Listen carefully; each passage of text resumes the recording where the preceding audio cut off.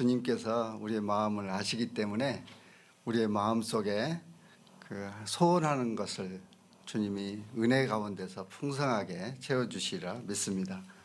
네, 제 아내 이름은 저는 김미숙입니다. 제가 그 강령교회부터 새벽기도 계속 다녔는데 목사님이 이쪽에 개척하시고 여기에서 이렇게 하시는 걸 보고 너무 좋았어요. 그래서 제 자리가 저기 아마 얼굴 아시는 분들은 아실 거예요. 근데 제가 한 2년 전에 좀 아파서 그때부터 새벽기도를 못 나오기 시작했는데 그때 기도를 하면서 하나님이 굉장히 많은 은혜를 주셨어요. 아까 찬양할 때 눈물이 막 나오더라고요. 너무 감사하고 이곳에 하나님이 함께 하심을 볼 때 오늘 오신 여러분들에게 큰 은혜가 있으리라고 믿습니다. 아멘. 네. 네, 먼저 말씀을 같이 한번 보실까요? 여러분 그 교재 받으셨죠? 네, 이 교재. 네, 창세기 1장 26절부터 28절까지 말씀을 함께 같이 봉독하도록 하겠습니다.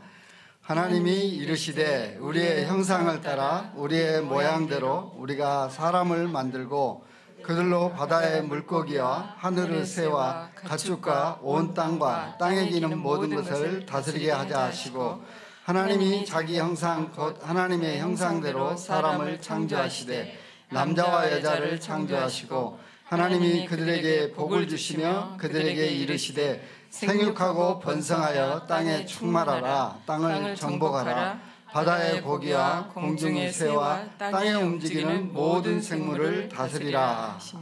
아멘. 예. 여러분 그 행복한 가정이란 무엇인가 한번 생각을 해보십시오. 오늘 행복한 가정 세우기 세미나인데 부부가 이렇게 건강하면 행복하겠죠. 예, 맞습니다. 부부가 건강해야죠. 그리고 또 자녀들이 말도 잘 듣고 또 사회적으로 인정받는 그런 어떤 역할을 사회에서 이렇게 공헌하는 자녀들이 있으면 또 행복하겠죠. 그리고 우리가 궁핍하지 않고 뭔가 우리도 필요가 채울 뿐만 아니라 하나님 앞에도 드리고 또 필요한 이웃들에게도 우리가 봉사할 수 있는 물질도 넉넉하면 행복하겠죠. 네, 그렇습니다. 여러 가지 행복의 그 조건과 요소들이 많이 있는데 성경에서 하나님께서 우리에게 행복이 무엇인가, 가장 행복한 가정의 모습은 어떤 것인가를 우리에게 말씀하고 있습니다. 그래서 오늘은 이 성경 속에서 하나님이 행복한 가정, 행복한 결혼이 무엇인가를 이 시간 여러분과 같이 나누려고 합니다. 굉장히 높은 그 쌍둥이 빌딩인데, 고층 빌딩인데 이와 같은 건물을 지으려면 가장 먼저 무엇이 필요할까요? 예? 설계. 설계도. 감사합니다. 설계도가 필요합니다. 왜냐하면 이렇게 높은 건물일수록 설계도가 없이 짓게 되면 하중을 견디지 못해서 부실공사가 되고 나중에 이렇게 무너지게 됩니다. 설계하고 난 뒤에는 설계대로 시공을 해야 됩니다. 아무리 설계를 정확하게 잘 한다 할지라도 시공업자가 그것을 이렇게 자재를 제대로 넣지 않으면 그 건물이 제대로 되지 않죠. 그리고 또 감리, 설계된 대로 잘 시공이 되는지 감독하는 사람이 있어야 됩니다. 우리의 결혼도 결혼하면 완성된 집에 들어가는 것이 아니고요. 결혼과 동시에 우리가 계속 집을 지어가는 겁니다. 어떤 집을 지어가냐면 하나님께서 우리에게 제정하신 그런 하나님의 가정을 우리가 계속 지어갑니다.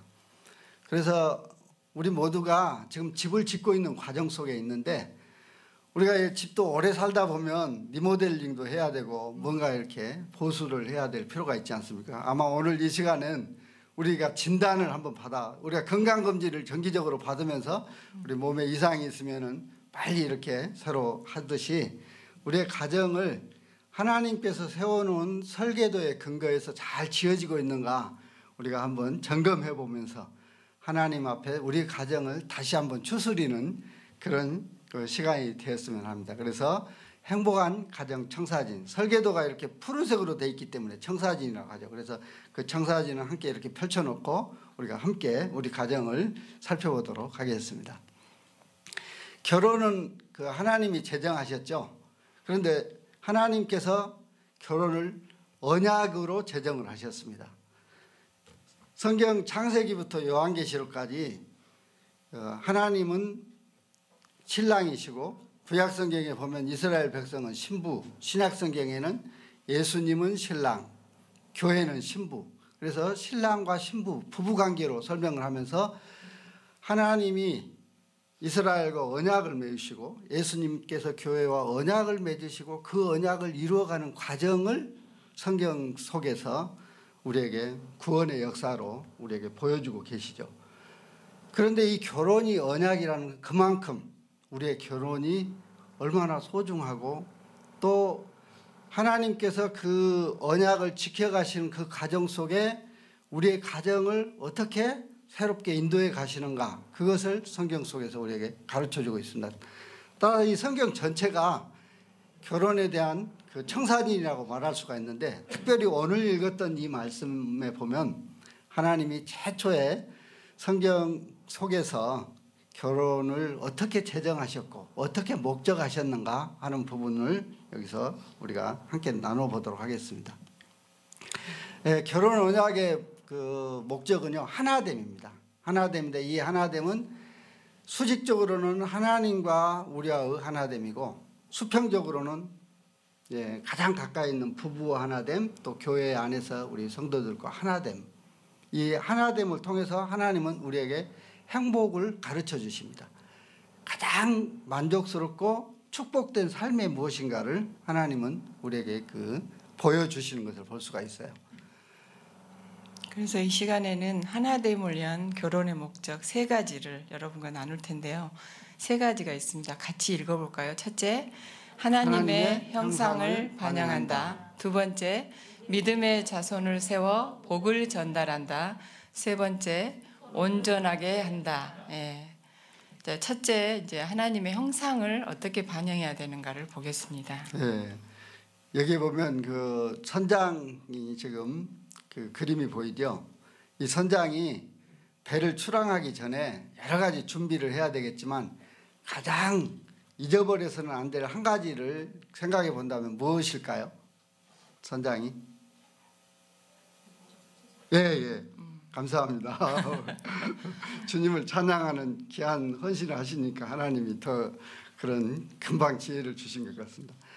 목적, 가다 보면 풍랑도 만날 수 있고 여러 가지 어려움이 있을 수 있죠. 그러나 목적지를 언제나 기억하고 있어야 되듯이 우리의 인생도 어떻게 보면 항해와 같습니다. 우리의 결혼도.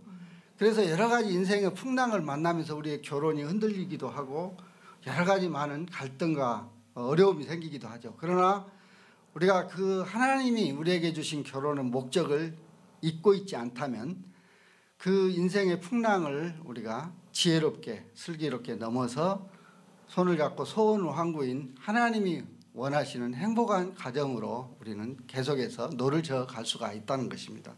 자, 이제 한 가지씩 먼저 살펴보면요. 자, 성경 말씀 같이 한번 읽어볼까요? 자, 시작. 하나님이 자기 형상 곧 하나님의 형상으로 사람을 창조하시되 남자와 여자를 창조하시고. 이 말씀에 보면 하나님이 우리를 하나님의 형상으로 만드셨다고 그랬죠. 하나님의 형상이란 우리가 하나님을 지정의 인격적으로, 지적으로는 하나님에 대해서 알고 감정적으로는 그 사랑에 대해서 반응하고 의지적으로 하나님과 관계를 맺으면서 교제할 수 있는 인격적인 존재로 우리가 만들어졌던 것을 의미합니다. 하나님은 남자와 여자를 하나님의 형상으로 만들었다는 것은 곧 하나님의 사랑의 성품을 가진 존재로서, 하나님은 한 분이시지만 삼위로서 우리 가운데서 존재하시죠. 성부 하나님과 성자 예수님과 성령님. 하나님은 우리를 구원하시기 위해서, 우리에게 행복을 주시기 위해서 계획을 하셨어요. 부부 결혼 제도를 계획을 하시고 설계를 하셨어요. 그리고 예수님을 이 땅에 보내셔서 구원을 완성하시고 또 결혼 관계에 있어서도 완전한 행복을 위한 시공 건축자가 되셨어요.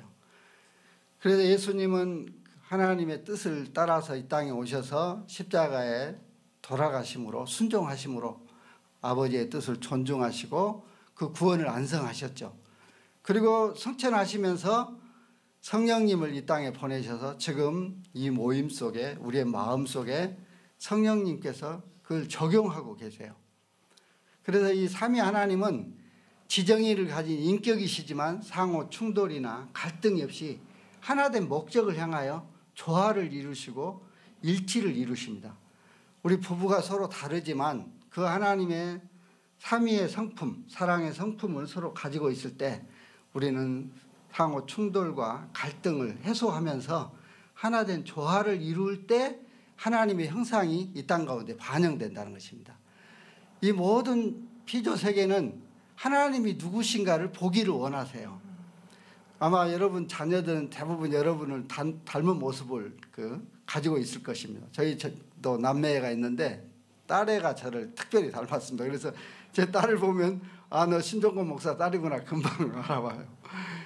이 땅에서 우리가 서로 하나됨으로 하나님의 사랑의 성품을 가지고 서로 하나됨으로 조화를 이룰 때 이 땅에 있는 이웃들과 모든 피조 세계는 하나님의 그 형상을 보면서 하나님 앞에 나아올 수 있는 은혜를 받게 됩니다.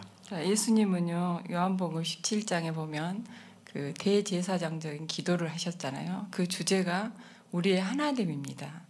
저희가 이제 자녀들이 다 출가해서 각각 가정을 이루고 살고 있는데 제일 저희가 기쁜 거는 뭐냐면 우리 아들 네가 딸 네가 서로 사랑하고 아끼고 살아가는 모습을 볼 때 너무 기쁘고 그게 가장 큰 효도인 것 같아요. 여러분도 아마 그러실 겁니다. 하나님이 얼마나 우리 부부들의 삶, 우리 가정이 행복하게 크리스찬들이 살기를 우리보다도 더 원하고 계신다는 거죠. 그래서 지금도 주님은 우리를 위해서 기도하고 계십니다. 우리 부부의 하나됨, 가정의 하나됨, 그리고 특별히 우리 교회의 공동체의 하나됨을 위해서 기도하고 계신다는 거죠. 이걸 통해서 하나님의 형상이 우리가 하나됨으로 사랑하며 사는 모습을 통해서 형상을 많은 사람들에게 드러내게 됩니다. 자, 두 번째 결혼의 목적을 보겠습니다. 두 번째는 믿음의 자손을 세워 복을 전달하는 것인데요. 거기에 말씀 같이 읽을까요? 하나님이 그들에게 복이며 그들에게 이르시되 생육하고 번성하여 땅에 충만하라. 땅을 정복하라. 바다의 고기와 공중의 새와 땅에 움직이는 모든 생물을 다스리라. 아멘.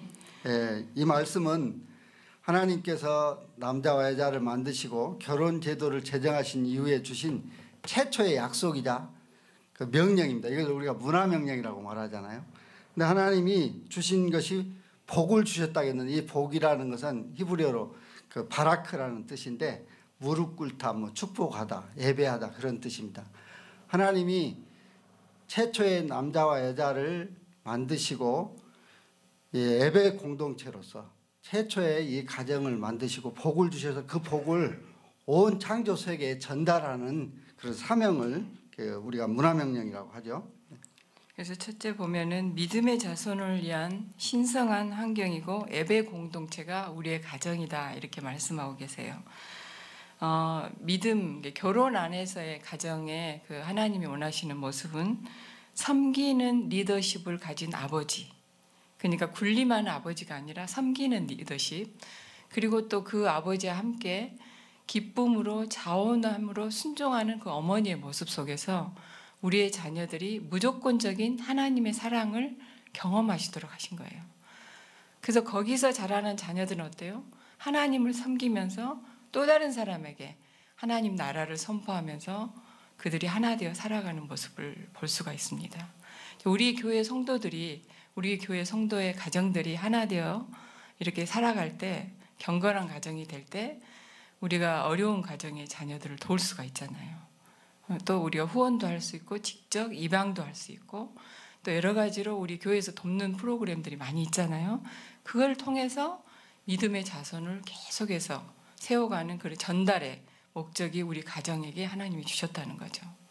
그리고 또 한 가지는 이 피조물을 다스리는 그런 복의 통로를 우리에게 주셨어요.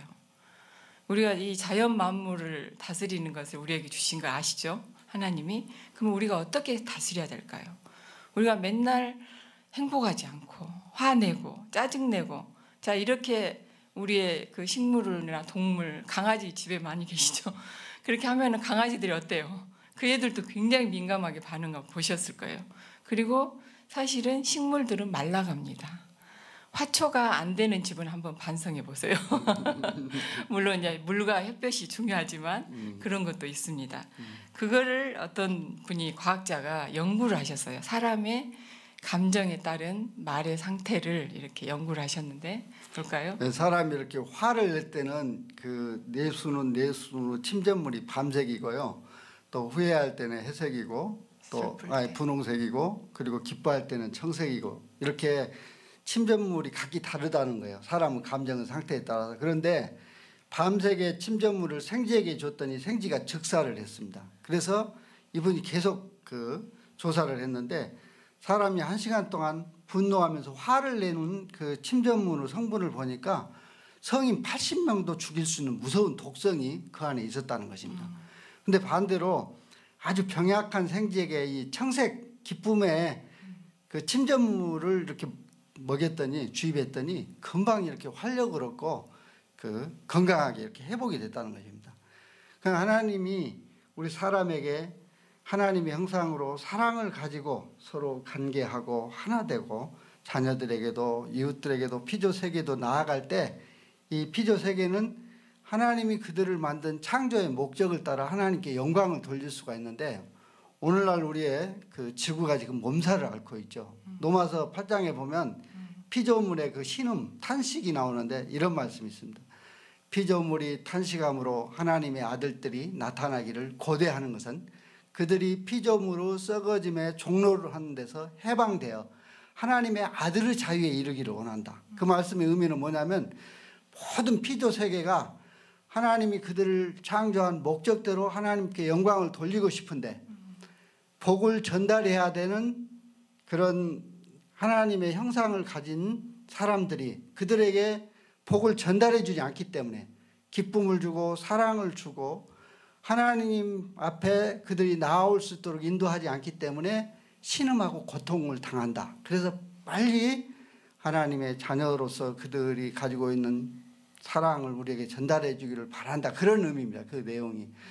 지금은 이제 그렇지 않지만 예전에 보면 이렇게 가정마다 수돗물이 그 철로 그 수도관이 철로 돼 있었습니다. 그래가지고 그 녹이 슬면 정수장에서는 깨끗한 물을 계속해서 정수해서 보내지만 집에서는 녹물이 쫄쫄 이렇게 나왔어요. 졸졸. 그 관을 갈지 않으면 그 아무리 좋은 정수에서 온 물이라 할지라도 집에서는 녹물을 받을 수밖에 없죠. 마찬가지로 지금도 하나님은 여전히 모든 피조 세계를 복을 주고 계시고 사랑을 부어 주고 계시는데 그 통로가 막혔기 때문에 지금 온 지구가 몸살을 앓고 있고 모든 피조 세계가 지금 신음을 하고 있다는 것입니다. 우리가 이제 이것을 새롭게 할 수가 있습니다. 이 시간에 한번 조금 연습해 볼까요? 옆에 계신 분한테 정말 칭찬 한마디 해주세요. 기분 좋게 여기 오신 것도 칭찬하면 고래도 이렇게 네, 춤을 노래한다고 했고 춤춘다고 하잖아요. 네. 멋지다고도 해주시고 잘하셨다고도 또 잘하신다고도 해주시고 네. 모르신 분일지라도 여러분 지금 웃고 계시니까 굉장히 표정이 이쁘셔요. 사람이요 한 번 웃을 때 우리 근육이 25%가 이렇게 움직인다고 합니다. 그러니까 그 운동 효과가 있다는 거예요. 그만큼 우리가 사랑하고 축복하고 칭찬하고 격려할 때 우리의 몸뿐만 아니라 우리의 그 관계되는 모든 피조 세계가 그 사랑이 이렇게 전염이 된다는 것이죠. 자, 세 번째 하나됨을 위한 결혼의 목적은요. 서로를 온전하게 합니다. 말씀 같이 읽겠습니다. 여호와 하나님이 가라사대 사람이 독주하는 것이 좋지 못하니 내가 그를 위하여 돕는 배필을 지으리라 하시니라. 아멘. 창세기 1장에 보면 하나님이 모든 것을 만들 때 좋았더라 그랬잖아요. 그리고 남자와 여자를 만든 이후로는 심히 좋았다 그랬습니다. 그런데 여기 보면 좋지 아니하다. 혼자 있는 것이 좋지 아니하다. 그래서 하나님이 그 대안으로 돕는 배필을 보내셨는데 이 돕는이라는 그 히브리어 언어가 그 에젤이라는 그 하나님은 이스라엘을 돕는 자시라 할 때 사용되는 단어인데, 하나님이 이스라엘과 언약을 맺으시고 한 번 돕고 그만두는 것이 아니고 언약이 성취될 때까지 계속 돕는 분 할 때 사용되는 단어입니다.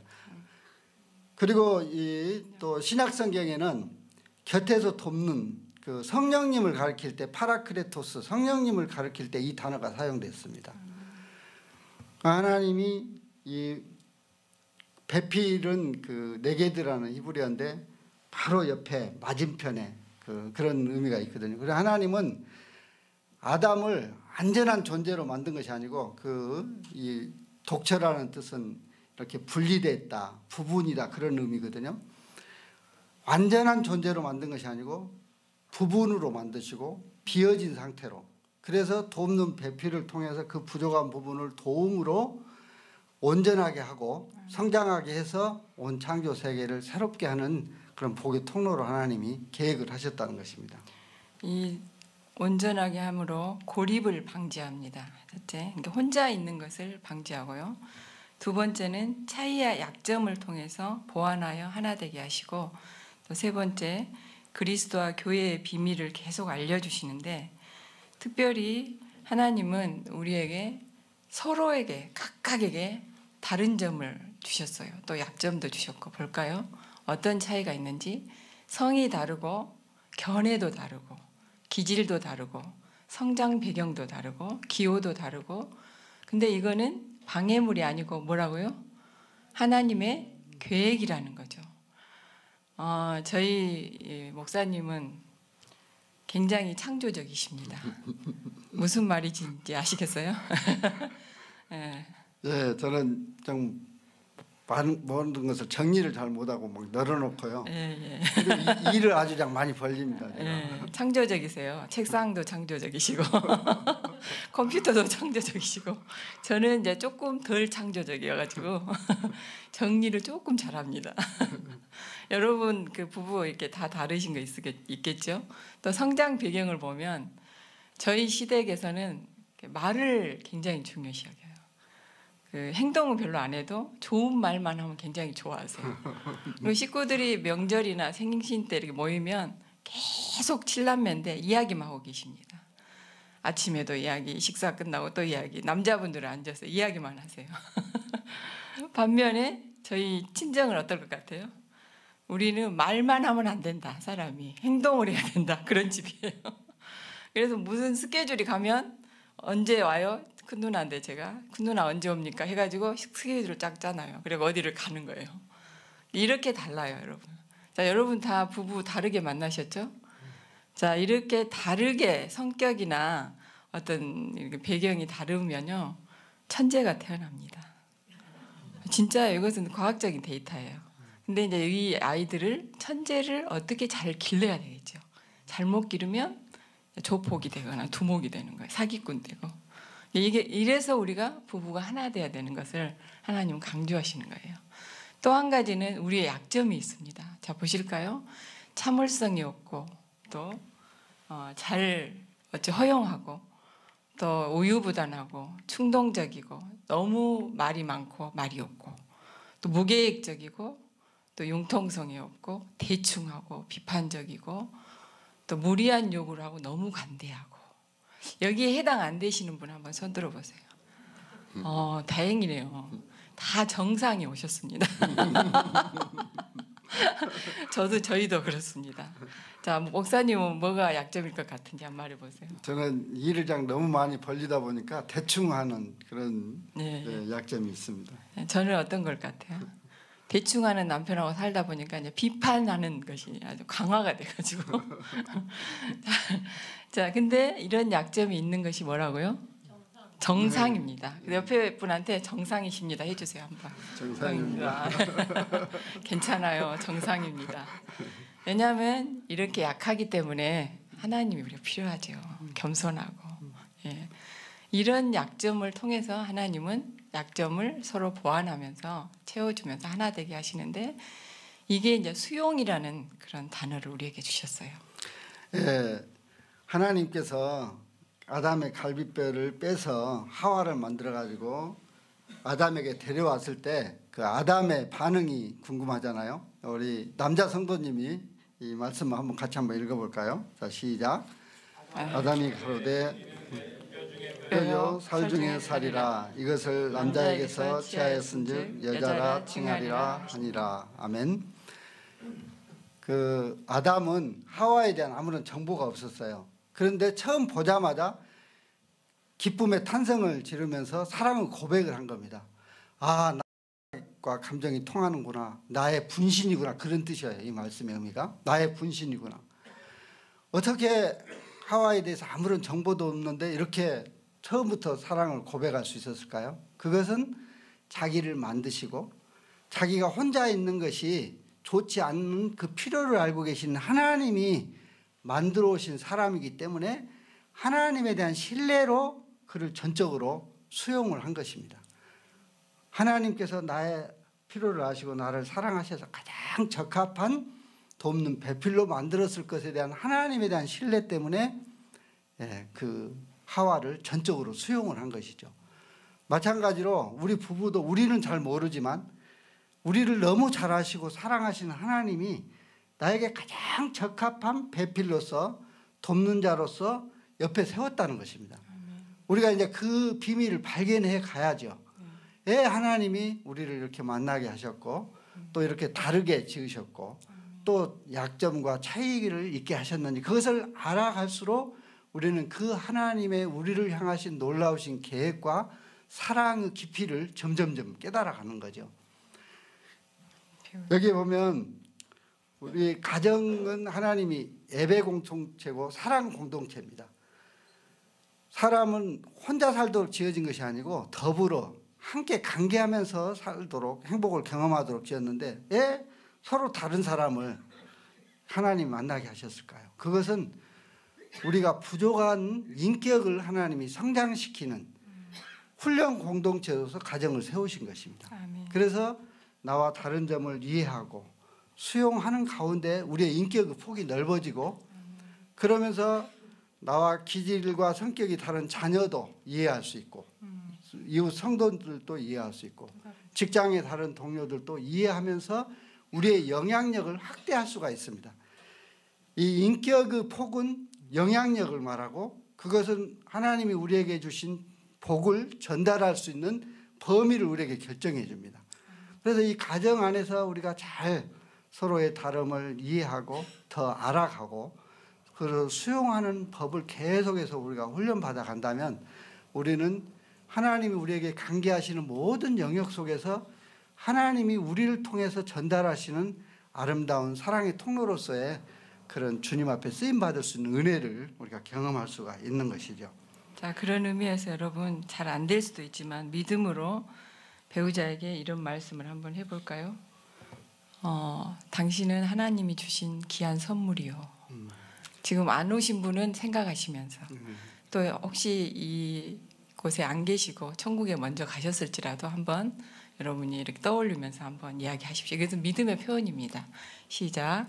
당신은 하나님이 보내신 선물입니다. 예. 제가 그 아내와 지금 가정 사역을 이렇게 하는 여러 가지 이제 그 과정도 있지만 초기에는 많이 다퉜습니다. 서로 다른 것이 좀 많아가지고 그래서 제가 하나님 이렇게 힘든 여자를 만나게 하셨습니까? 이렇게 기도하면 하나님이 그러시는 거예요. 내가 너를 너무 잘 알고 네 부족한 부분을 너무 잘 알기 때문에 데려오니까 잔말 마라 그러시더라고요. 그래서 어쩔 수 없이 하나님 그러면 이 힘든 여자를 감당할 수 있는 은혜를 주십시오. 믿음을 주십시오. 그래서 감당하고 살고 있습니다. 은혜를 주셔서. 그래서 우리가요. 힘들지 않아요. 그 우리가 이제 예비 결혼학교도 하는데 예비 결혼학교 할 때 꼭 점검하는 건 뭐냐면 옆에 있는 사람과 결혼을 결정하기 전에 이 사람이 하나님이 주셨다는 확신이 없으면 결혼을 결정하지 마라. 왜 그러냐면 확신이 있게 되면요 갈등을 겪어도 나중에 하나님께 따질 수가 있습니다. 하나님 당신이 책임져 주세요. 하나님이 이 사람이라고 저한테 분명히 확신을 주셨어요. 그런데 그런 확신이 없으면 내가 잘못 선택했나? 막 그렇게 그 혼동이 올 수가 있어요. 그래서 그 여러분 지금 배우자는 여러분은 그런 부분 과정을 안 거쳤을지라도 하나님이 정말 여러분의 꼭 필요한 배우자로 세우셨다는 것을 확신하시고 함께 손을 잡고 하나님 앞에 감당할 은혜를 계속 주시도록 우리가 계속 기도를 해야 됩니다. 네, 네. 그런 의미에서 또 팁이 있어요. 배우자라고 그러잖아요. 우리 부부를. 이거는 배우다라는 의미가 있어요. 배우자 편에서 이해하고 배우는 것이다 그랬는데, 자 여기 숫자를 보세요. 제가 여기서 볼 때는 구자로 보이거든요. 아, 육자인데요, 여기. 아니 구자예요, 구자. 봐요, 요 육자라고 아, 제가 그랬는데. 구자라고요. 자 여러분 절대 이게 내 편에서 보면 안 바뀝니다 이게. 근데 어떻게 해야 될까요? 자리를 바꿔야 돼요. 네. 자리를 바꿔보니까 육자네요. 아, 구자네요. 아유, 육자네요. 여기서 보니까 당신 말도 맞네요. 네, 당신 말도 맞아요. 자, 이렇게 우리가 상대방 입장에서 이제 오늘 이제 우리가 지금 이 시간 끝나면 다음에 우리가 행복 퍼즐 시간이잖아요. 그때 이거를 배웁니다. 왜 저 사람은 저럴까? 또 나는 왜 이렇게 생겼을까? 그거를 배우게 돼요, 여러분. 기대하십시오, 다음 시간도. 그래서 배우자 편에서 이해하고 배우는 것이 배우자다. 여러분 이렇게 입력하십시오. 자, 이제 보겠습니다. 그리스도와 교회의 비밀을 계속해서 하나님은 우리를 경험하게 하십니다. 그러므로 같이 읽겠습니다. 시작. 그러므로 사람이 부모를 떠나 그 아내와 합하여 그 둘이 한 몸체가 될지니 이 비밀이 크도다. 나는 그리스도와 교회에 대해 말하노라. 아멘. 여기서 그 비밀이라는 것은 아무도 모르는 그 사실을 말하는 것이 아니고요.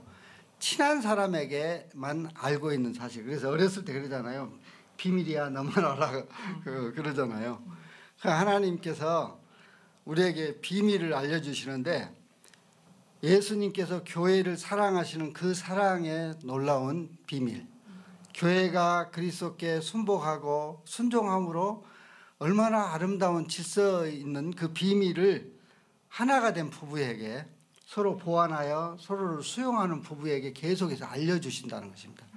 그래서 결혼은요, 제2의 창조의 산실이라고도 말해요. 왜 그러냐면 이 결혼을 통해서 하나님은 우리가 과거에 받았던 어떤 상처나 아픔을 회복시키는 과정이 결혼입니다. 우리가 관계에서 받은 상처는요, 관계를 통해서만 회복이 돼요. 그런데 서로 수용해주고 있는 그대로 이해해줄 때 우리의 그 과거에 받았던 아픈 상처가 이렇게 회복되어지면서 새로운 그런 하나님의 형상으로서 계속 우리가 빚어져 가는 거거든요. 그래서 이와 같은 비밀을 경험하기 때문에 예수님 안에서 서로 보완하여 함께 하나 된 부부는 이 서로 속에 계속해서 새로운 그 하나님의 그 행복한 비밀을 발견해가는 스릴과 모험이 있습니다.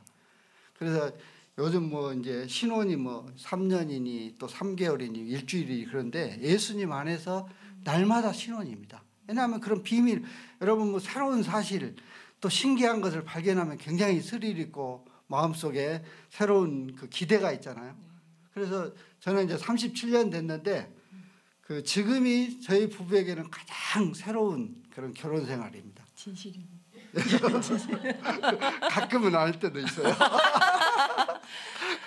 근데 더 좋아진 것 같아요, 진짜. 그렇습니다. 우리가 가정 사역을 하니까 우리가 잘 살아야 되잖아요. 하나님 앞에 더 엎드리고 하나님 앞에 더 나아가고. 그래서 가장 이익을 많이 보는 게 저희 부부인 것 같아요. 자, 이렇게 세 가지 행복한 가정을 위한 결혼의 목적 세 가지 지금 배웠죠.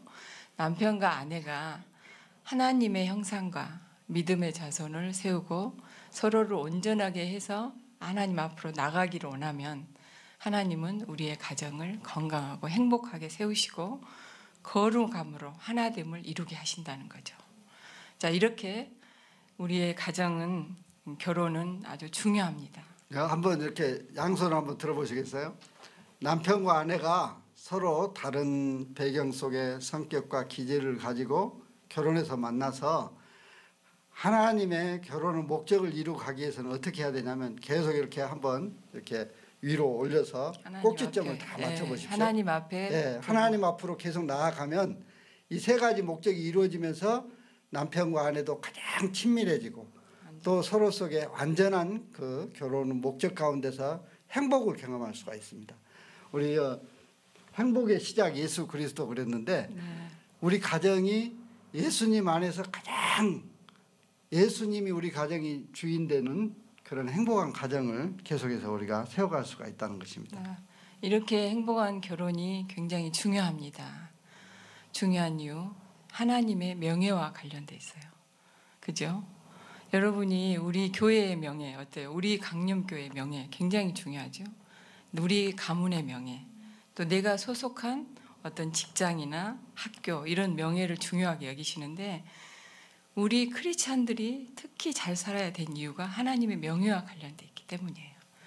요즘에는 어때요? 가정이 너무 흔들리고 있어서 우리 강령교회 성도들이 행복하게 살면요 전도가 저절로 됩니다. 어떻게 저 부부는 저렇게 행복하게 살지? 물어볼 거 아니에요. 저 사람들이 뭐 하고 있지? 다 봅니다. 사람들이. 우리 강령교회 가구나. 나도 가보고 싶다. 이런 마음이 그들에게 저절로 흘러나올 수 있도록 여러분이 행복의 통로가 될 수 있다는 거죠. 아멘. 하나님의 명예를 생각합니다. 그렇기 때문에 결혼은 가정을요 영적인 전쟁터로 사단이 만든다는 거예요. 제일 싫어하는 것이 하나님은 우리를 하나됨으로 이끄셨지 사단은 어때요? 분리주의자예요. 그래서 여러분 부부가 가정에서 갈등하는 그 요소가 뭡니까? 원인이? 교회의 부흥을 위해서 싸우세요? 아니면 남북 통일을 위해서 싸우신 분? 없어요. 굉장히 짜잘한 거. 뭐 양말을 왜 거기다 이렇게 벗어 던졌냐, 옷을 왜 아무데나 던져놓냐, 뭐 치약을 왜 끝에서 짰니, 중간에 짰니, 뭐 아주 작은 거. 사단은 굉장히 작은 것부터 시작을 해요. 그래가지고 우리 부부가 그렇게 사랑해서 결혼했는데 갈등하게 만드는 거죠. 우리가 여기에 속아 넘어가면 안 되겠죠. 그럼 어떻게 해야 될까? 세 번째, 가정에서 성령 충만이 열쇠라는 거예요.